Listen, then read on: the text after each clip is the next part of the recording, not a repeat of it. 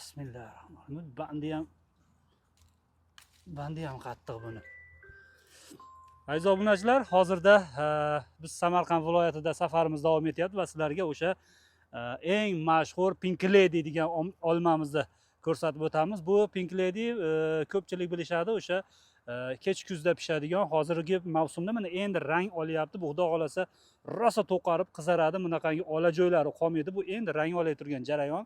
Xudo xolasa bu eng uzoq saqlanadigan va saqlash uchun juda qulay olmalarimizdan. Eksport qilgani ham zo'r, ichki bozorimizda ham zo'r, mazasi endi o'ta zo'r. Bu ham shirin, ham sho'tdek, ikkalasini bir chatishgan holati bo'ladi. Bir yegan odam o'zi biladi, Pink Lady pushti xonim deb ham atashadi bozorlarda.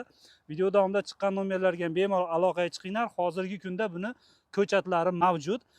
Tayyor ekishga, tayyor dastavkalari, narx-navolari juda qulay narxlarda bo'ladi.